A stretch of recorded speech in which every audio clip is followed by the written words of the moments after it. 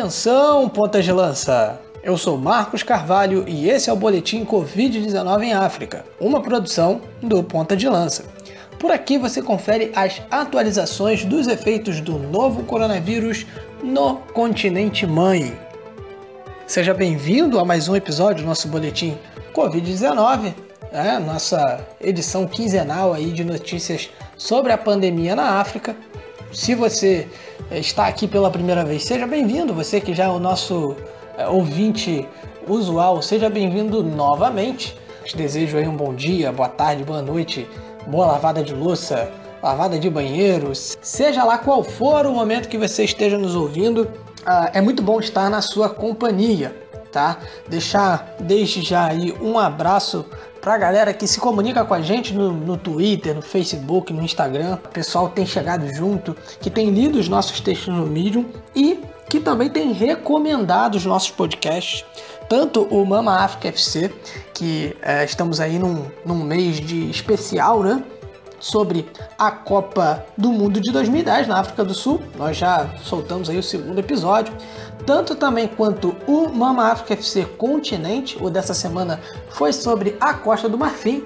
Costa do Marfim, que inclusive é o país do atacante do time mais tradicional do Brasil, Botafogo, obviamente, eu estou falando do Botafogo, sem clubismo algum.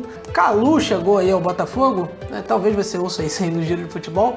Desculpa aí, Carol, nossa mensageira da bola, se eu estou roubando sua pauta, mas eu não resisti ao clubismo.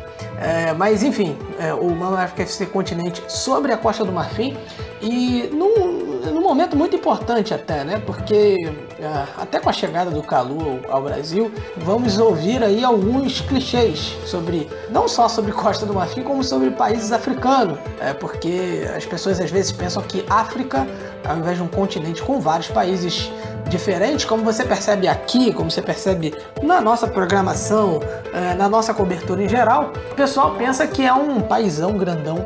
E aí tem a África do Sul ali, que é o sul de algum país, que é o sul do país África. E não, a África é um continente enorme, com várias etnias diferentes, com várias culturas diferentes, religiões, idiomas. Então o Mama África FC Continente, ele é mais do que necessário num momento onde a África vai ter um certo protagonismo aqui no Brasil, no campo do futebol, por exemplo, e as pessoas tendem a cometer aí alguns, eu vou chamar de equívocos, né? Mas muito por falta de conhecimento. Então, ouça o Mama África FC Continente, ouça a nossa programação aqui em geral, porque não é só futebol, né? Nós falamos sobre África e o futebol, acaba sendo um dos nossos carros-chefes aqui.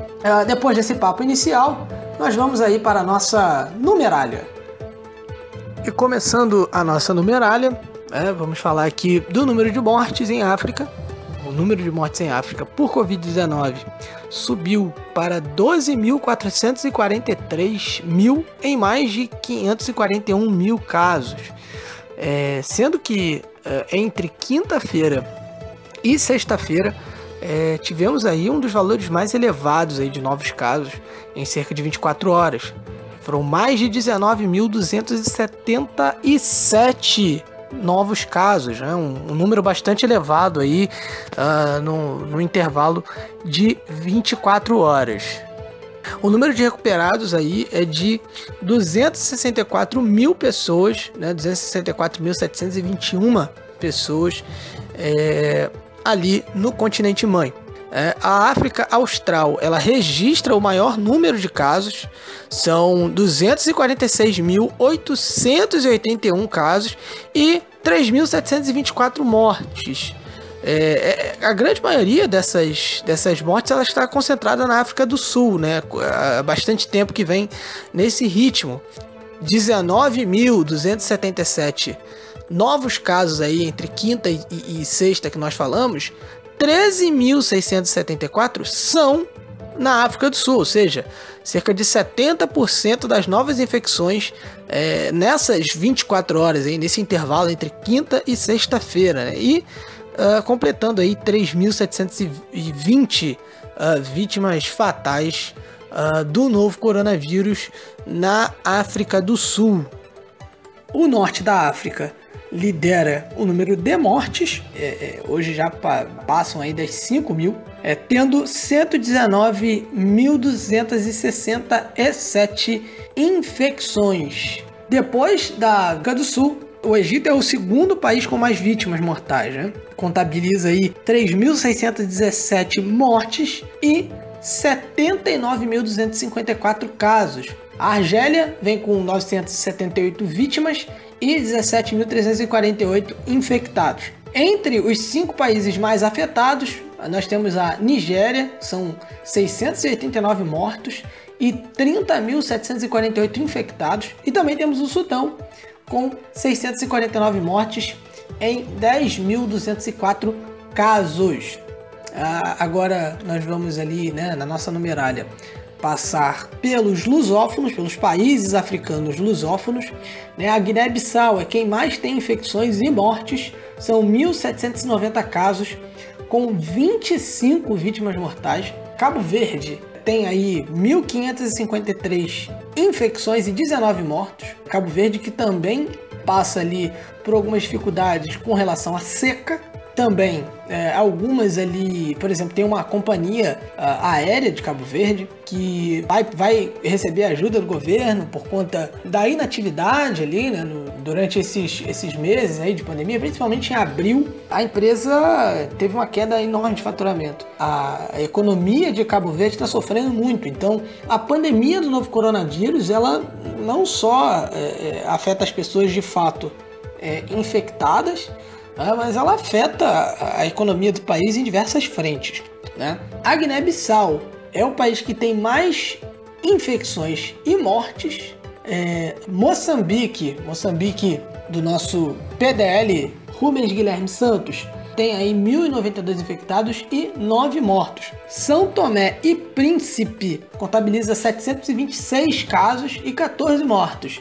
Angola tem 458 casos confirmados e 23 mortos. A Guiné Equatorial, que integra também a comunidade dos países de língua portuguesa, se mantém há vários dias aí, com os 3.071 casos e 51 mortos, todos esses dados do África CDC. Sempre relembrando, né, essa informação que a gente sempre passa aí no final da nossa numeralha, o primeiro caso de Covid-19 em África surgiu do Egito em 14 de fevereiro e a Nigéria foi o primeiro país da África subsaariana a registrar casos de infecção em 28 de fevereiro. Bom, agora nós vamos nos aprofundar aí, passar por alguns países, vamos fazer o nosso tradicional mochilão pelo continente mãe. Espero que você tenha separado aí bastante água, uma barrinha de cereal, não sei, colocado tudo isso no mochilão, porque hoje a gente vai andar, meu amigo. Hoje a gente vai começar, a gente vai ter uma notícia um pouco geral, né, mas focada ali no oeste da África, e a gente vai até a África do Sul. Vamos descer bonito aí no continente africano nesse nosso mochilão. Nós vamos começar com uma notícia que saiu, inclusive, no Nexo, site aqui brasileiro, Nexo Jornal, sobre uma operação da Interpol que revela a circulação ilegal de cloroquina no oeste da África. Interpol disse que a apreensão, né, de lotes contrabandeados ou adulterados do produto foi 100% maior esse ano. Tá? Isso, no caso, a apreensão mundial, não só na África. E aí eles fizeram uma comparação ali com as apreensões também feitas em 2018. Essa é uma operação que é recorrente, ela acontece ali visando reprimir o tráfico de medicamentos em geral. A cloroquina, ela é um remédio que acaba sendo usado ali na África, muito por conta de surtos de malária e tudo mais, né? Então, assim, é uma das primeiras tentativas no continente, em alguns países, né? Foi o uso da cloroquina, porque eles já estão acostumados a lidar com medicamento justamente nesses surtos de malária, enfim, epidemias e tudo mais. Mas assim, um dos maiores entusiastas, né, do uso da cloroquina contra a Covid-19 é o médico francês Didier Raoult. ele produziu um vídeo, né, lá no dia 25 de fevereiro, e aí isso fez um sucesso estrondoso, especialmente entre os países francófonos ali do oeste africano. Então, os países francófonos, só para explicar, são os países que falam francês. E, enfim, isso daí rodou. Mas, por exemplo, se nós olharmos ali, né, nos dados, nós vamos ver que em Camarões descobriram e fecharam uma fábrica clandestina de cloroquina. O pessoal apelou aí para a clandestinidade para produzir cloroquina, vender, distribuir. E em Burkina Faso, a única indústria que produzia esse medicamento, né, a cloroquina, que enfim está sendo bastante falada aqui no Brasil, todos sabemos bem porquê, retomou as suas atividades durante a pandemia. Ela tinha paralisado a produção em 1994. Eu não sei se temos ouvintes aí que nasceram em 1994, assim um pouquinho antes, mas ela tinha paralisado a produção em 1994. E aí, algum fato interessante, que é sempre bom a gente lembrar, que a OMS descarta a eficácia da cloroquina para combater a Covid-19. Enfim, alguns estudos saíram recentemente, houve ali uma polêmica, porque tinha um estudo que não era suficientemente... ele carecia, né, de boas fontes e tal, que a OMS descartou. Enfim, até criou-se aqui uma certa polêmica no Brasil, que a OMS estava perdida, mas novos estudos aí revelaram a ineficácia da cloroquina no combate ao coronavírus, né? Então, ainda assim, circulou bastante ali no oeste da África, foi bastante produzida. E também tem a seguinte questão, né? Às vezes o medicamento não era falso, às vezes o medicamento ele era produzido ali direitinho, mas ele era colocado em recipientes ruins, vamos dizer assim.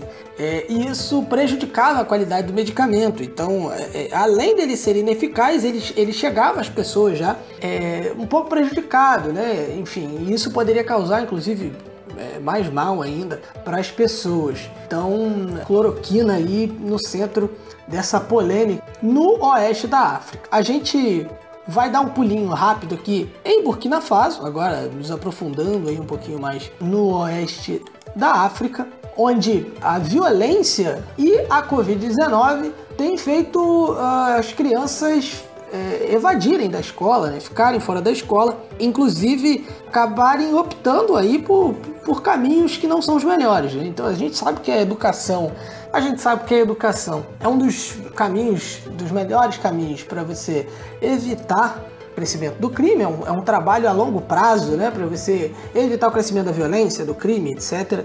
Mas em Burkina Faso, a violência já, né, ligada aí a grupos jihadistas é muito grande.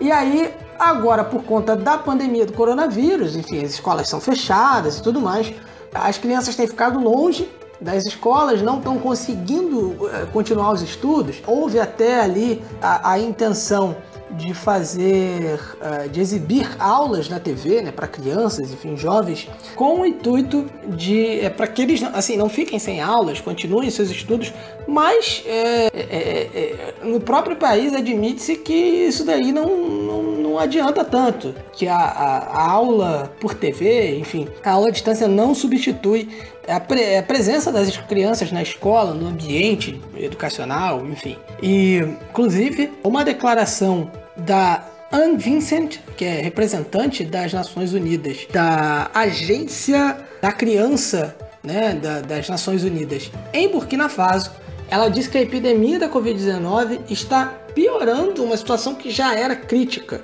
né, relacionada à educação das crianças que estão aí presas numa crise humanitária sem precedentes. Então, difícil a situação do pessoal, das crianças ali em Burkina Faso. De Burkina Faso, a gente vai atravessar ali o Benin, vai para a Nigéria. Na verdade, a notícia ela não é na Nigéria, mas ela é sobre um nigeriano, um médico nigeriano que está nos Estados Unidos, o Dr. Samson Arigbamo. Ele inventou um estetoscópio equipado com componentes que são capazes ali de imediatamente identificar alguma inflamação no pulmão né, que seja ali relacionada à Covid-19. É basicamente um estetoscópio, essa palavra é difícil de falar, né, galera? Vamos combinar. Que ele consegue ali detectar de forma mais prática, mais fácil, as características da infecção da Covid-19. O estetoscópio ele tem alguns componentes ali que ajudam nessa detecção. O projeto, inclusive, ele recebeu a patente dos Estados Unidos no dia 2 de junho e está na fase de protótipo, tá? Enfim, na produção de protótipos aí, no momento que passa um carro fazendo bastante barulho. Gente, a vida do podcaster caseiro não é fácil. Estou lutando aqui contra cachorros latindo, contra motos e carros passando, isso aí não tá fácil. Então, assim, essa fase de produção de protótipos, ela já está em andamento tanto nos Estados Unidos como na Ucrânia. Então, assim, ela acaba facilitando ali a identificação e pode ajudar a cortar algumas etapas ali. Óbvio que tem a testagem, todas essas questões, mas é uma maneira de você identificar mais rápido e até de maneira, digamos, um pouco mais econômica o coronavírus, ok?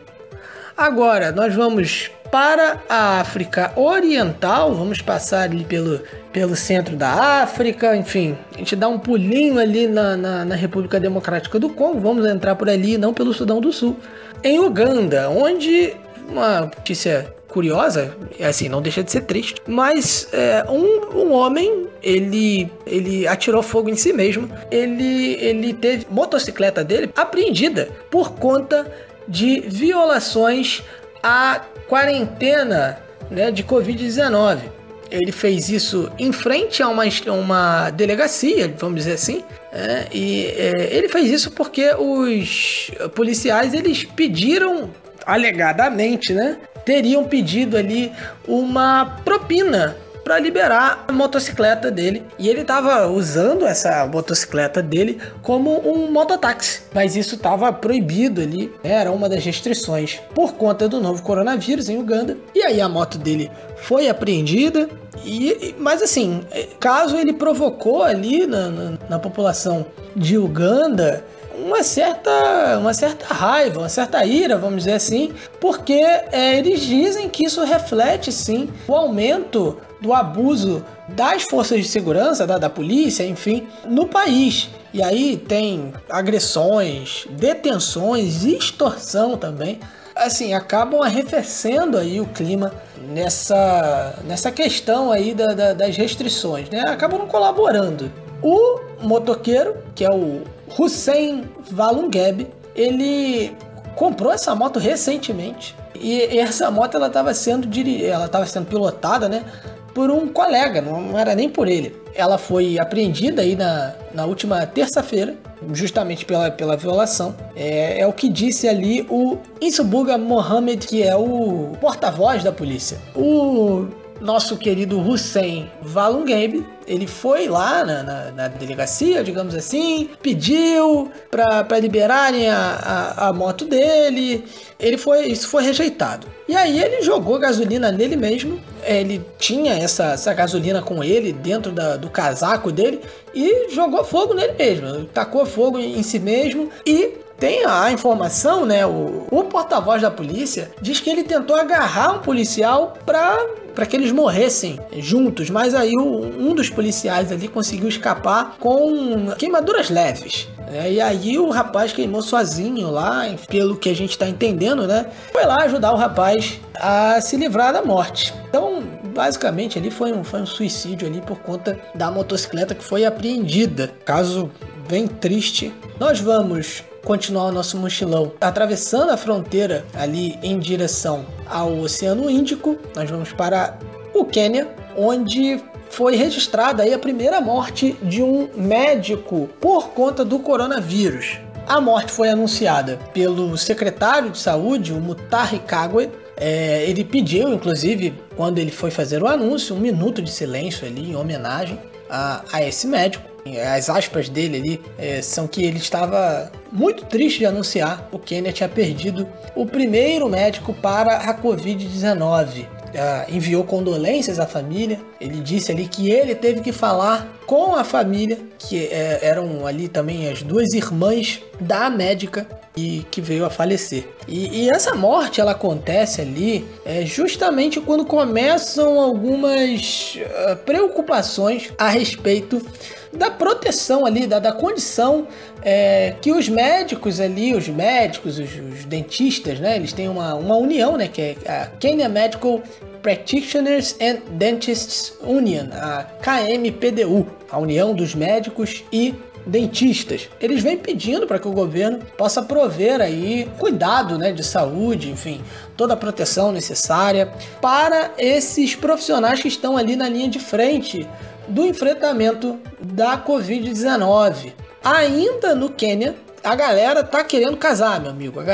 Ninguém segura casais quenianos. Tanto o governo lançou um serviço online para casamento. Você que estava para casar aí antes da pandemia, talvez você esteja com um pouquinho de inveja, se bem que tem uma galera já casando de máscara, cartórios e tudo mais. Festa não dá para fazer ainda, mas a galera no Quênia tá. O pessoal lançou lá, né, o serviço online de casamento. E isso foi feito ali para justamente eliminar a aglomeração, filas e tudo mais. A Winnie Gusho, né, que ela é representante ali do governo nessas questões, né, administrativas ali de casamentos e tudo mais, ela disse que os casais que interessados em casar vão ter de fazer todo o processo no portal eCitizen, né, o portal eletrônico do cidadão ali no Quênia. Antes da Covid-19, né, da pandemia, eram atendidos ali mais ou menos 400 clientes durante a baixa temporada, vamos dizer assim, e 600 na alta temporada, que são ali os meses de agosto e dezembro. Aqui no Brasil, acho que é maio, né? Dizem que maio é o mês das noivas.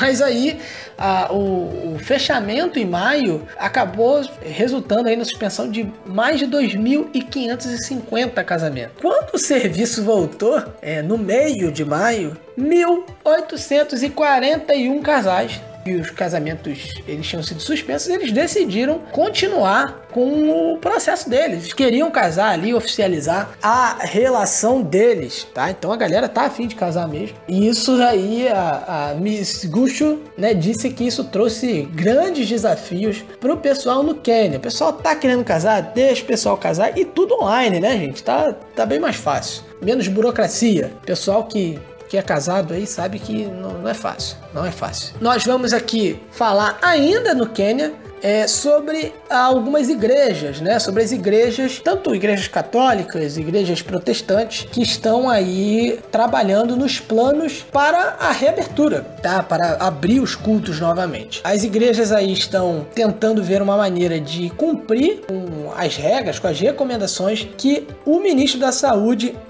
estipulou aí para os lugares de culto, ou de adoração, enfim, como bem quiserem. Alguns estão planejando até fazer cultos ao ar livre, que aí você não tem as pessoas, digamos, confinadas ali num lugar. As igrejas que estão pensando em fazer dentro dos seus templos mesmo, estão tomando algumas medidas, como marcar os bancos para que haja um certo distanciamento, estão fazendo mais cultos.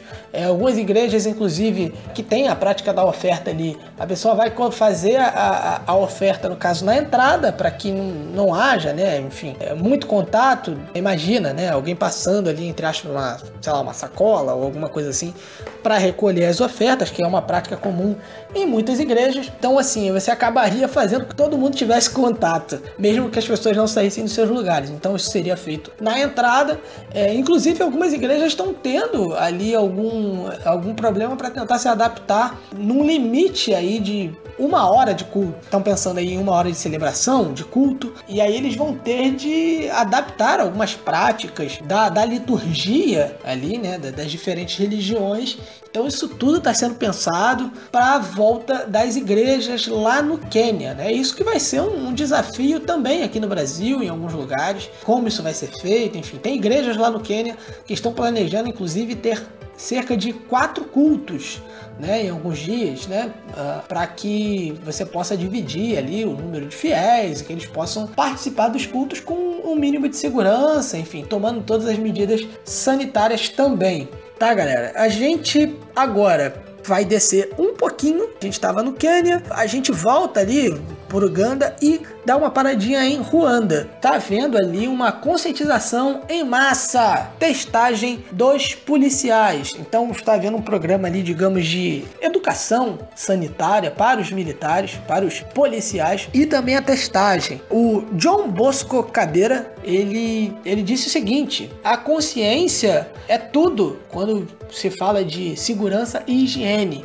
Nós vamos descer agora um pouquinho, vamos entrar de novo na República Democrática do Congo, passar pela Zâmbia e chegar ao Zimbábue. Inclusive, falando em Zimbábue, eu vou mandar um abraço aqui para os meus irmãos, para o Victor, para o Marcos Neves Júnior, que é lá do Universidade do Esporte, programa de esportes ali da Universidade Federal do Rio Grande do Norte. Um grande abraço para toda a galera lá, que eu acompanho sempre, gosto muito do programa. E para o meu irmão Mário. Falo isso no Zimbábue porque meus irmãos Mário e Marcos, eles contaram uma vez sobre a história do filme No Zimbábue, sábado à noite. Piada interna, gente, desculpa, não vai ter tempo para contar agora, mas um abraço aí para os meus irmãos que curtem o filme No Zimbábue, sábado à noite, eles vão entender. Qualquer coisa, vocês me chamam lá no Twitter e eu explico para vocês essa história. Bom, lá no Zimbábue, o governo está começando a rever algumas medidas aí do lockdown. Por quê? Eles entendem ali que eles chegaram ao pico casos positivos. E isso graças a um retorno que fizeram anteriormente. Então eles vêm subir aí os números de novo. Então eles entendem que está na hora de fortalecer um pouquinho mais as políticas de prevenção, de testes, né? E também de você traçar ali digamos, uma linha de contato, né? O infectado, ele teve contato com quem? Então isso é algo ali que o presidente Mnangagwa ali do Zimbábue disse: vai haver uma revisão ali das medidas de confinamento no Zimbábue. Bom, já estamos ali pelo Zimbábue, a gente vai passar rapidinho por Botsuana, né, voando, e vai chegar a Namíbia. Nossa, o nosso mochilão aí foi, né, lá em cima, em Burkina Faso, passamos por Camarões rapidinho e chegamos aqui a Namíbia, onde aconteceu a primeira, né, na verdade foi registrada a primeira morte local por Covid-19. Né? O ministro da Saúde, o Kalumbi Shangula, na sexta-feira, dia 10 de julho, anunciou, né, essa primeira morte. Né? Era um homem de 45 anos, que era de Walvis Bay, e ele já sofreu, né, em outros tempos, com a esquizofrenia. Só que ele estava fazendo tratamento, estava tudo bem, e ele não teve nenhum episódio recente de psicose, tá? Enfim, ele foi internado ali por volta do dia 5 de julho. O quadro estava estável e depois de um tempo ele começou a piorar muito. Ele teve uma piora repentina, acabou vindo a falecer no dia 10 de julho de maneira muito rápida. Ele aproveitou, né, o ministro da Saúde, Kalumbi Shangula, ele aproveitou, né, esse fato infeliz para chamar a atenção da população, para que eles entendam. Ele inclusive usa a palavra internalizar, para que eles internalizem o fato de que a Covid-19 é real ali na Namíbia, onde nós temos cerca de 642 casos ativos da Covid-19. Nós já estamos chegando praticamente aí no final do nosso mochilão. Nossa última parada é na África do Sul. Enfim, como nós falamos, tem um grande número de casos, onde o premier de Gauteng, o David Makura, confirmou ali que ele está em isolamento porque ele testou positivo para a Covid-19. Ele deu uma declaração rápida ali, ele disse que vou abrir aspas para ele, né? Que na quinta-feira eu decidi, pela auto-quarentena, vamos dizer assim, testar para a Covid-19 com uma medida de precaução. Hoje, na sexta-feira, dia 10 de julho, eu recebi os meus resultados de teste, confirmando que eu havia testado positivo para a Covid-19. Então, a confirmação, né, que testou positivo aí o David Makura. na nossa próxima edição aqui do Boletim Covid-19, você vai poder acompanhar aí, enfim, como é que tá o David Makura, tá bom? E vamos encerrar com uma notícia triste e significativa. Tivemos aí a morte da rainha Noloyiso Sandili. Ela morreu de Covid-19. Ela é a rainha do ramo árabe dos Xhosa. Xhosa são o segundo maior grupo étnico da África do Sul. E você pode aprender um pouquinho mais sobre isso no nosso Mama África FC Continente da África do Sul, meu queridão. A gente pode fazer autorreferência porque tem. Ah, garoto. Então, mas voltando aqui, ela morreu aos 56 anos, né? Ela é filha do rei Cyprian Bekzulu Ka-Solomon e ela é irmã do atual rei Zulu, né? Os Zulu são o maior grupo étnico da África do Sul e ela é irmã do Goodwill Zwelithini Kabek Zulu. Ela teve a sua morte confirmada ontem pela sua família. Inclusive o presidente, o Cyril Ramaphosa, presidente da África do Sul, descreveu ela como um bastião dos valores tradicionais e uma líder inspiradora para o seu povo. Então, assim, uma morte significativa ali dentro ali dos grupos étnicos. Você ainda tem ali alguns reinados étnicos reconhecidos dentro da África do Sul. Se eu não me engano, são 7 grupos que são reconhecidos, 7 reinados que são reconhecidos, né? Não 7 grupos, mas 7 reinados que são reconhecidos ali na África do Sul. Tá bom, gente? Então, assim, com essa notícia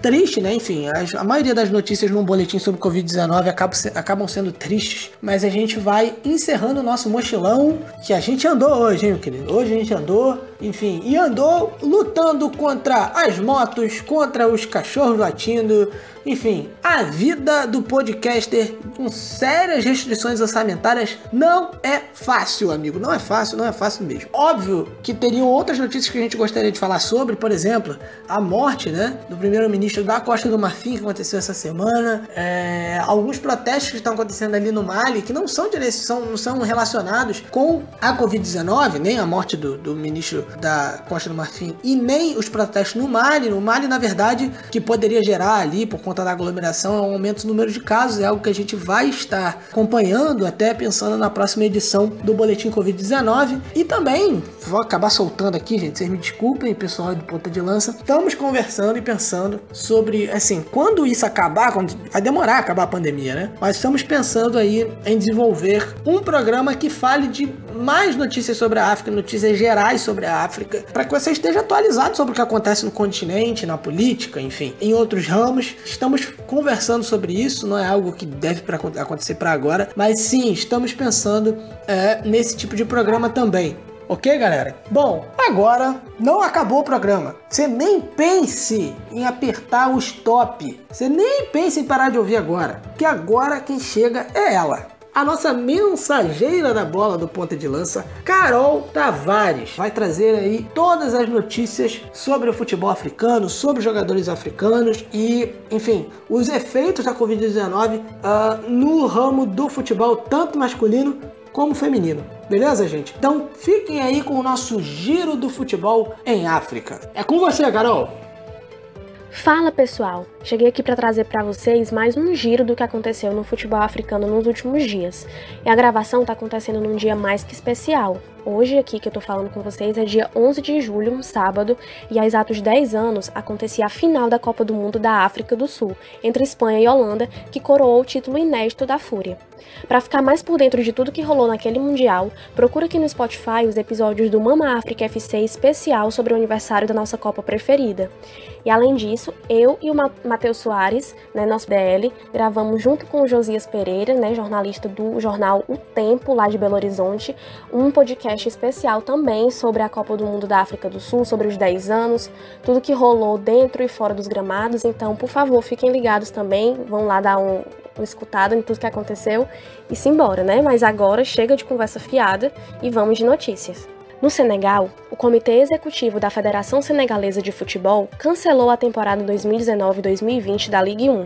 Não houve vencedores, rebaixamentos nem ascensões.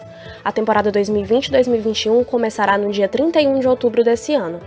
Além disso, a federação determinou que os 2 melhores colocados na primeira divisão disputarão a Liga dos Campeões da CAF e a Copa das Confederações, respectivamente. Em Gana, o presidente da Associação de Futebol, Kurt Okrako, justificou o motivo pelo qual todas as competições da temporada 2019 e 2020 foram encerradas prematuramente, após a pandemia de coronavírus estourar. Segundo ele, abre aspas, temos 18 clubes na Premier League, com um mínimo de 30 jogadores cada, além de treinadores, administradores, equipe médica, fora a Liga Feminina. Também temos a segunda e a terceira divisões e os times juvenis de futebol em nível regional. Fecha aspas. Além disso, ele continuou dizendo que estamos falando de um grande número de pessoas que dependem totalmente do futebol. Portanto, foi uma decisão enorme que tivemos que tomar, mas pensamos em Gana primeiro. No dia 30 de junho, que foi quando aconteceu essa decisão, o país da África Ocidental registrou 17.174 casos, com 113 mortes. No início do mês passado, a Associação de Futebol chegou a dizer que estava se engajando com o governo de Gana sobre uma possível retomada do futebol sob protocolos estritamente seguros, como jogar partidas a portas fechadas. Na Nigéria, a temporada 2019-2020 da Nigerian Women's Premier League não será realizada por causa da pandemia de Covid-19. Segundo a Liga de Futebol Feminino do país, a temporada 2020-2021 da competição começará apenas quando houver autorização do governo. A competição iniciaria no dia 25 de março, mas foi adiada 4 dias antes por causa do coronavírus. Além da Nigéria, Uganda, Marrocos, África do Sul, Argélia, Quênia, Libéria, Camarões, Senegal e Burkina Faso tiveram as ligas femininas canceladas. Além disso, ficou determinado que a competição, na temporada de 2020-2021, será estruturada com um plano pensado exclusivamente para a temporada de estreia da Liga dos Campeões Feminina da CAF, que será disputada a partir de janeiro de 2021. No Gabão, na última quinta-feira, dia 9 de julho, a Federação de Futebol do país, mais conhecida como FEGAFUT, cancelou a temporada 2019-2020, e assim como no Senegal, também não houve campeão, nem rebaixamentos, nem ascensões. A FEGAFUT determinou que os melhores colocados na primeira divisão representarão o país na Liga dos Campeões 2020-2021 e na Copa das Confederações, respectivamente. Na Zâmbia, a Super League retornará no dia 18 de julho, no próximo sábado. Além disso, foi decidido que a Absa Cup, outra competição nacional, será realizada entre os dias 8 e 16 de setembro. O campeonato se desenrola a partir das quartas de final e os clubes participantes são Zesco United, Green Eagles, Nkana, Napsa Stars, Kabui Warriors, Forest Rangers, Kitwe United e Young Green Eagles. A Absa Cup foi o primeiro torneio doméstico no país a ser afetado pela pandemia de Covid-19. E agora outras notícias, como eu já falei pra vocês, né? Eu tô gravando aqui esse giro num sábado, no dia 11 de julho, e hoje virou notícia que Camarões não vai mais sediar as fases semifinal e final da Liga dos Campeões da CAF. Segundo o jornalista da beIN Sports, Rossan Hassan, o motivo da desistência seriam as fortes chuvas previstas para o país na época dos Jogos, em setembro. Há ainda a possibilidade de Camarões sediar a competição no final de outubro, quando o período chuvoso se encerra. Mas, por enquanto, Abu Dhabi e Dubai, nos Emirados Árabes Unidos, ou seja, na Ásia, tornam-se prováveis sedes. As partidas semifinais serão entre Al Ahly contra o Wydad Casablanca e Raja Casablanca contra Zamalek.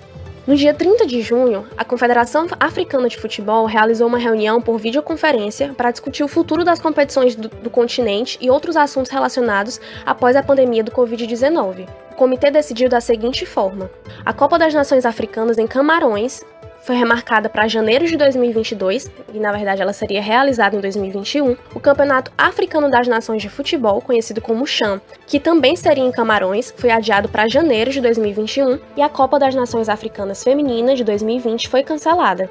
Já sobre a qualificação zonal para a Copa das Nações Sub-20 e Sub-17 da África, foi proposta uma reunião com as organizações de competição para o futebol juvenil e os sindicatos zonais para finalizar as providências para os classificatórios das zonas. Enquanto isso, a competição Sub-17 vai acontecer em julho de 2021. Nessa semana, o Hamburgo da Alemanha anunciou o técnico de origem senegalesa Daniel Thioune, de 45 anos, com contrato de 2 anos. Ele, que é uma das grandes revelações da segunda divisão alemã, é o único treinador negro entre as 3 primeiras divisões do país. O técnico teve destaque nas últimas temporadas ao treinar o Osnabrück, onde foi campeão da 3ª divisão na temporada 2018-2019. Thioune venceu o prêmio de melhor treinador da temporada, com 35 votos dos 40 treinadores aptos à votação. Além disso, já atuou com Marco Reus no Hot Vise Allen entre os anos de 2007 e 2009, quando ele ainda jogava. Em 2016, Tiuni formou-se como treinador na Federação Alemã de Futebol. Para encerrar esse giro, dessa semana, eu vou trazer uma notícia que foi super comentada, todo mundo estava falando sobre isso, que foi a chegada do marfinense Salomão Kalou, de 34 anos, no Botafogo. O contrato foi assinado pelo atacante que participou da Copa do Mundo de 2010. Se vocês verem lá, se vocês ouvirem lá o nosso podcast, vocês vão saber também um pouquinho sobre a Costa do Marfim, sobre a participação do Kalou e de outros jogadores da seleção marfinense. O contrato dele é válido até dezembro de 2021. Ele já é esperado no Rio de Janeiro na próxima semana, então fiquem ligados também nas nossas redes sociais do Ponto de Lança, que a gente vai trazer todas as informações sobre o Kalou e sobre outros jogadores africanos e o futebol no continente africano, como vocês sempre gostam e sempre comentam lá com a gente. Também deixem suas sugestões de assuntos, de notícias, enfim, fiquem à vontade para colaborar com a gente, com o nosso trabalho também, tá certo?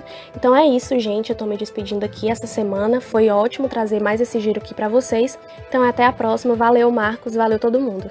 Bom, galera, você acompanhou aí o giro do futebol em África. Vamos aqui para a nossa despedida. Esse foi o nosso boletim Covid-19 em África, uma produção do Ponta de Lança. Você pode nos acompanhar nas redes sociais, A nossa principal rede social, ela é o Twitter, no @pontalanca, que é o Twitter que mais cresce no Brasil, vocês sabem disso. Mas também nos siga lá na nossa página no Facebook, procura lá por Ponta de Lança. Os nossos podcasts, Mama África FC, Mama África FC Continente, nos principais agregadores e também no YouTube. Eu sei que tem gente que gosta de ouvir no YouTube, então ouça lá. Deixa o seu curtir, se inscreve no nosso canal também lá no YouTube, porque a gente vai preparar alguns conteúdos pra lá, hein? Então assim, já fica atento, não perde isso de vista. O nosso Instagram também, estamos já desenvolvendo alguns conteúdos exclusivos pro Instagram. Então você não deixa de nos seguir no Instagram, que senão você vai perder, tá? E se você perder, você tá errado. E também para ler os nossos textos, você pode acessar a nossa página no Medium. Procura lá, Medium, Ponta de Lança, que você vai acompanhar todos os nossos textos, tá bom? Então, galera, a gente volta em breve com mais atualizações